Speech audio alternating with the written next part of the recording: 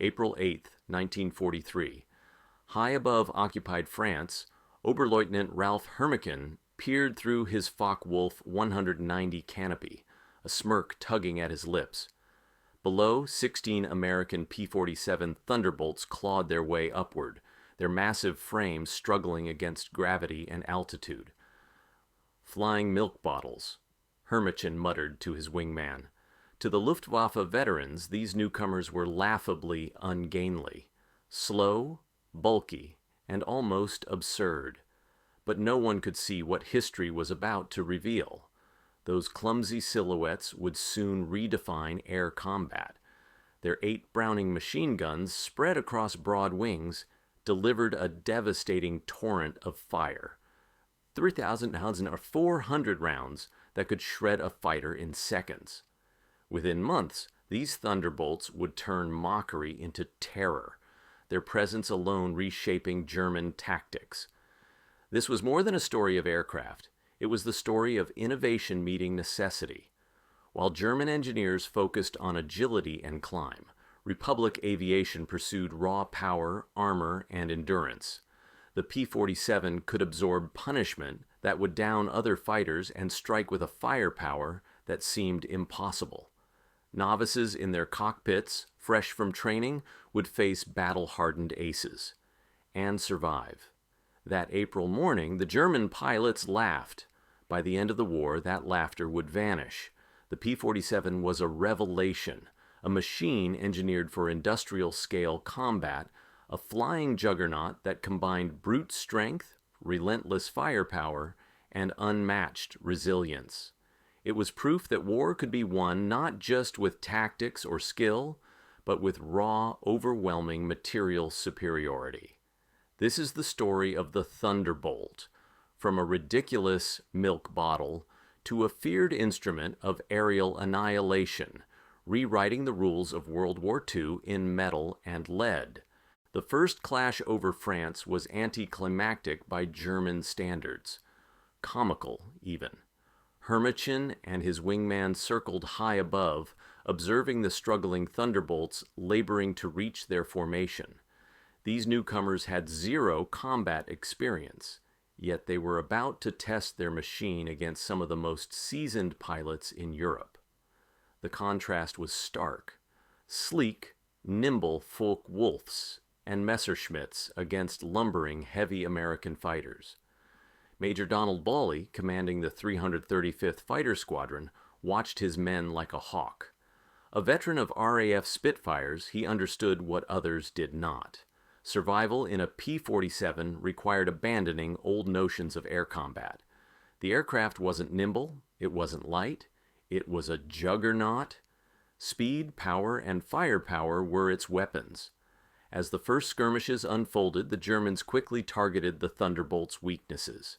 They dove from the sun, attacked from below, and forced turning fights where agility mattered. Early statistics seemed to favor the Luftwaffe. American units lost more aircraft than they shot down. Yet German intelligence missed a crucial detail. The P-47 could endure punishment no other plane could survive. Planes that should have fallen returned, riddled with bullet holes and cannon strikes. One aircraft came back with over 100 hits and 21 shell holes in its fuselage. Its radial engine, uncooled by vulnerable liquid systems, shrugged off damage that would have destroyed a Spitfire or Messerschmitt. The P-47's resilience was more than a surprise. It was a revelation. For the first time, the German pilots glimpsed the aircraft's true potential. It wasn't about maneuverability. It was about endurance and firepower. And when the Thunderbolts learned to fight on their terms, the skies above Europe would never be the same. The P-47 didn't emerge from fancy. It was born of urgency. In June 1940, as German fighters overran France, Alexander Kartveli, a Georgian-born designer at Republic Aviation, received a simple brief. Build a high-altitude interceptor capable of taking on Luftwaffe aces.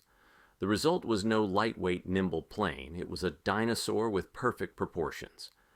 the XP-47B prototype first flew in May 1941. At nearly 10,000 pounds empty, it was 65% heavier than its predecessor, and its turbo-supercharged Pratt & Whitney R2800 engine generated 2,000 horsepower. That engine, coupled with an intricate exhaust-driven supercharger, allowed full power at altitudes where German fighters gasped for air. Test pilots approached the massive aircraft with skepticism. Could it even fly? It not only flew, it dominated the skies. Training, however, was brutal. Units lost dozens of men and aircraft in accidents. The plane ground-looped on landing, torque rolled on takeoff, and exposed pilots to compressibility effects that froze controls at high speed. Yet those who mastered it discovered a terrifying secret. The P-47's mass was power. Its dives were unstoppable, its guns lethal, and its ability to take damage unmatched. This design philosophy reflected a distinctly American approach: overbuilt, overpowered, and engineered for industrial-scale war. Every component, from the wing spars to the ammunition feed, was designed for maximum reliability under fire. It wasn't elegant, it was effective. While German engineers pursued finesse, Kartveli created brute force dominance. In combat, this design philosophy proved transformative. German pilots quickly realized that the P-47 could absorb punishment, return from missions that should have been fatal, and strike with concentrated firepower unmatched anywhere. The milk bottle was no longer laughable. It was a force of nature in the skies. Lieutenant Robert Johnson, a farm boy from Oklahoma, was among the first Americans to fly the P-47 in combat. His baptism under fire came in April 1943 over France, facing veteran Luftwaffe pilots. His plane, like all Thunderbolts, lacked maneuverability. It couldn't turn like a Messerschmitt, couldn't climb like a Focke-Wulf, and initially seemed vulnerable. But Johnson discovered something no German pilot could imagine: endurance and firepower trumped agility.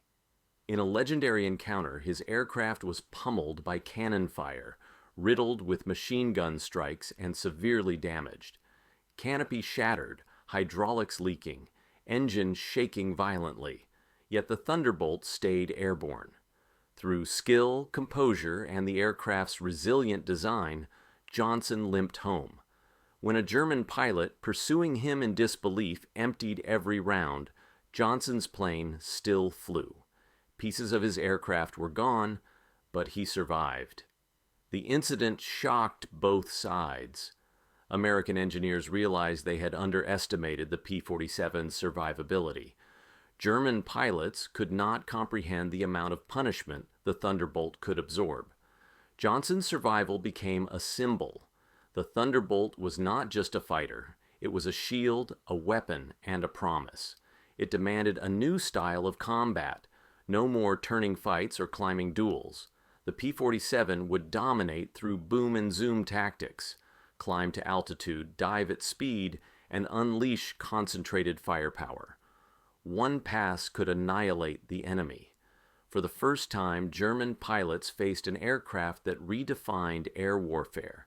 It wasn't skill alone that won the fight. It was industrial logic and brute power. Johnson's story became the template for future P-47 pilots, teaching them to exploit speed, weight, and guns to lethal effect. By mid-1943, American pilots had learned the P-47's true strengths. Turning and climbing with German fighters was a recipe for disaster. Instead, they embraced a tactic that would define the Thunderbolt's legacy: boom and zoom. P-47s climbed to altitudes unreachable by most Luftwaffe aircraft. Once above, they could dive at speeds exceeding 500 mph, their heavy radial engines powering through the stratosphere. German pilots, expecting conventional engagement, found themselves helpless. The milk bottles had become machines of pure momentum and firepower. Captain Walker Mahurin refined the tactic, coordinating entire formations to descend upon unsuspecting foes in tight, devastating dives. German pilots described it as facing a wall of lead. The 850 caliber Browning machine guns converged to create a lethal zone, leaving no chance for survival. Fighter aircraft didn't just fall, they disintegrated. The Thunderbolt's boom and zoom method neutralized the Luftwaffe's advantages in agility and maneuvering. German tactics, once lethal, became obsolete against the P-47. Speed, armor, and overwhelming firepower allowed the Americans to dictate the terms of engagement. These tactics weren't limited to air-to-air combat. Soon the same principles were applied to ground attack. Low-level strafing, bombing, and rocket fire transformed the P-47 into a flying artillery piece, devastating enemy columns and infrastructure. One sortie could obliterate trucks, tanks, and entire convoys with frightening efficiency. Boom and zoom wasn't just a tactic. It was a philosophy. It embodied the Thunderbolt's design principles: heavy, powerful, and lethal when used to its full potential. For German pilots, the skies became a trap from which escape was nearly impossible. By late 1943, the Thunderbolt had evolved beyond its original role as a high-altitude escort. Its massive engine, heavy frame, and exceptional firepower made it ideal for ground attack missions. The Luftwaffe, struggling to counter Allied bombing raids, became the target. In missions over France, Belgium, and Germany, P-47s descended at treetop level, unleashing 50 caliber bullets, 500-pound bombs, and rockets on convoys, rail yards, and fuel depots. German soldiers soon nicknamed it the Jug for its destructive bulk. Unlike lighter fighters, the Thunderbolt could absorb anti-aircraft fire and still return to base. Pilots became living legends, often bringing back planes riddled with damage. The transition to ground attack required a new mindset. Speed and accuracy became paramount. Pilots learned to dive from high altitudes, release ordnance, and climb out before enemy fire could react.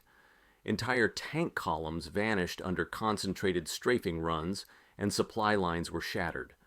Where earlier the P-47 had inspired awe in the Luftwaffe, now it inspired dread on the ground. Major Robert S. Johnson, already famed for aerial kills, adapted seamlessly. His missions were precision terror, a single plane taking out 40 trucks in minutes, while surviving hits that would down other aircraft. The Thunderbolt's radial engine, unlike liquid-cooled designs, could shrug off significant damage without failure, a feature that saved countless pilots. By combining air-to-air capability with devastating ground attack, the P-47 became a multi-role powerhouse. The Luftwaffe's ace pilots had no counter for its raw resilience, and the Germans on the ground were left scrambling. The milk bottle that once elicited laughter had become an unstoppable symbol of American industrial and tactical might. The P-47 wasn't just a weapon, it was a platform for legends. Pilots like Francis Gabreski, Robert Johnson, and Walker Mahurin etched their names into history, exploiting the Thunderbolt's strength to deadly effect. Aces were no longer measured solely by dogfights. They were measured by how many missions they survived while inflicting maximum damage. Gabreski, known as the Killer of Killers, became a figure the Luftwaffe feared. In one mission, he downed 6 FW-190s in under 30 minutes, surviving multiple hits himself. His success was not luck. It was the Thunderbolt in perfect harmony with pilot skill. The plane's 850 caliber machine guns ensured that every firing pass counted, while its speed and dive capability allowed pilots to escape retaliation. The Thunderbolt also redefined American tactics. Formations adapted boom and zoom techniques into coordinated strikes, combining air superiority with psychological warfare. German pilots reported that facing a P-47 formation was like running into a wall of metal and lead.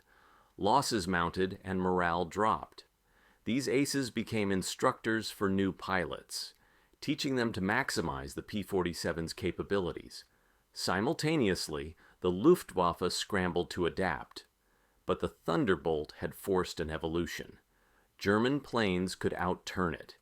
They could climb faster, but they couldn't absorb the punishment or deliver firepower on the same scale.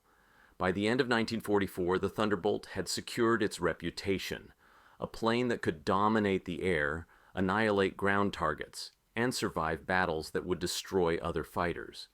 Its aces were both pilots and tactical innovators, proving that American design combined with human ingenuity could overcome the most experienced enemy. For German pilots, the P-47 presented a terrifying challenge. Unlike the nimble Spitfires and Messerschmitts they were used to outmaneuvering, the Thunderbolt didn't play by conventional rules. Its heavy armor and radial engine meant bullets that would destroy other planes barely scratched it. Each engagement became a gamble. One misstep, and the milk bottle would turn the tables. Oberleutnant Hans Keller, a seasoned Luftwaffe pilot, recalled his first encounter. "We dove, fired everything we had, and it still climbed away intact. I couldn't believe it. That disbelief became routine. German tactics required innovation, yet the Thunderbolt's boom and zoom attacks rendered standard maneuvers ineffective. Airfields became testing grounds for survival. Thunderbolts could endure hits that grounded other planes. Pilots learned that aggressive attacks often backfired. The P-47's sheer speed and firepower punished overconfidence. Dogfights evolved into a battle of wits, with German pilots forced to anticipate attacks that came from angles previously considered impossible. By mid-1944, the psychological effect was clear. Luftwaffe morale suffered as pilots faced a foe they could neither easily outmaneuver nor destroy. The Thunderbolt's presence reshaped European air warfare, forcing the Germans into defensive tactics and ceding air superiority. Even when numbers favored the Luftwaffe, the P-47's survivability and firepower made it a game-changer. Each surviving pilot returned with first-hand proof of the plane's resilience, a tangible reminder that American engineering and training had created an aircraft that could dominate under any conditions. The Thunderbolt's dominance wasn't only technical, it was industrial. Over 15,000 P-47s were produced during World War II, reflecting America's unparalleled manufacturing capacity. Republic Aviation and its subcontractors operated around the clock, turning raw metal into weapons of air supremacy. Each plane was overbuilt, designed to survive punishment, and easy to repair in the field. Where German designs required meticulous maintenance, the P-47's ruggedness allowed rapid turnaround.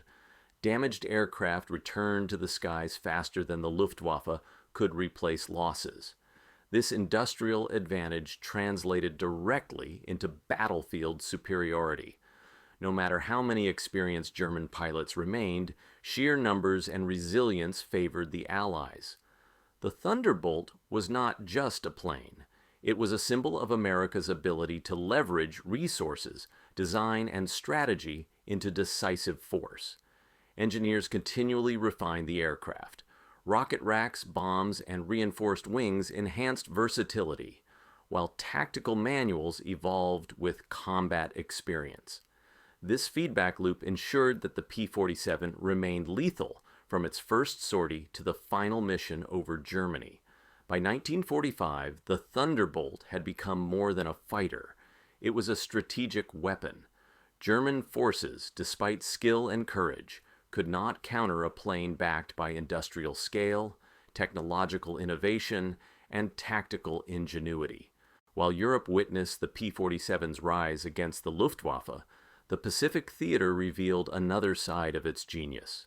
The vast distances, hostile weather, and resilient Japanese aircraft demanded versatility, firepower, and endurance, qualities the Thunderbolt had in abundance. The 348th Fighter Group, operating from New Guinea, quickly adapted the P-47 to the Pacific's unique challenges. Pilots learned to exploit its speed, armor, and heavy armament. On October 11, 1943, Colonel Neil Kirby led 4 Thunderbolts against 40 Japanese fighters, downing 6 in a single mission, a feat that earned him the Medal of Honor. Japanese aces, accustomed to nimble but fragile planes, were unprepared for the sheer survivability and destructive capacity of the Thunderbolt. The P-47N variant extended the plane's reach, with wet wings increasing fuel capacity and giving it a 2,250-mile range, enough to escort B-29 bombers deep into enemy territory. This turned a short-legged fighter into a long-range strike force, capable of delivering both firepower and protection. Japanese pilots reported that no matter how many rounds they fired, the P-47 kept coming. They called it a monster, a flying fortress in fighter form. Each encounter reinforced the same lesson. Speed and maneuverability mattered less than durability, firepower, and intelligent tactics. The P-47 wasn't just surviving, it was dominating. By combining lessons from Europe with adaptations for the Pacific, the Thunderbolt became a global instrument of air supremacy, proving that American engineering and pilot training could overcome every obstacle. It was no longer just a fighter, it was an unstoppable aerial juggernaut. By 1945, the P-47 had rewritten the rules of air combat. German jets, advanced anti-aircraft systems, and even overwhelming numbers could not stop it. From the skies over France to the jungles of New Guinea, the Thunderbolt demonstrated unmatched resilience, firepower, and adaptability. During Operation Bodenplatte in January 1945, the Luftwaffe's last attempt to strike Allied airfields failed spectacularly. Nearly 900 German fighters attacked, destroying dozens of P-47s on the ground. But within 48 hours, replacement aircraft filled the lines. The Germans had lost hundreds of pilots and leaders they could never replace. In contrast, American industry, training, and logistics ensured that every loss was temporary.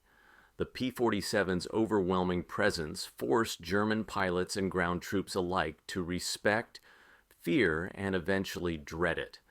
By war's end, it had destroyed thousands of aircraft, armored vehicles, locomotives, and supply convoys across both Europe and the Pacific. American pilots, trained, disciplined, and supported by unmatched industrial might, used the Thunderbolt to shape the outcome of the conflict. Post-war assessments confirmed what contemporaries had discovered under fire. The P-47 wasn't merely a machine, it was a doctrine. It embodied American philosophy, designing for survivability, firepower, and mass production. Captured German pilots, former adversaries, admitted that their early mockery had been a grave mistake. The Thunderbolt's legacy endures not only in museums, but in the lessons it left for air combat, engineering, and military strategy. It proved that even in the hands of relatively inexperienced pilots, the combination of superior design, industrial capacity, and disciplined tactics could overcome the most seasoned enemy. The P-47 was more than a fighter. It was a symbol of American ingenuity and an icon of victory. The story of the P-47 Thunderbolt is more than history. It's a lesson in innovation, resilience, and the power of industrial might. What began as a plane mocked for its size and perceived clumsiness became the most feared weapon in the Luftwaffe's skies. From its first encounters in 1943 to the final missions in 1945, the Thunderbolt proved that strategy, engineering, and relentless production could overcome experience, skill, and daring. Every barrel-shaped fuselage, every .50 caliber machine gun, every overbuilt wing and reinforced engine was a testament to human ingenuity and industrial dedication.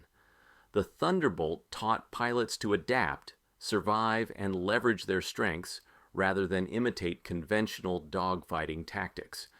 It demonstrated that preparation, training, and understanding your tools can turn apparent weaknesses into devastating advantages.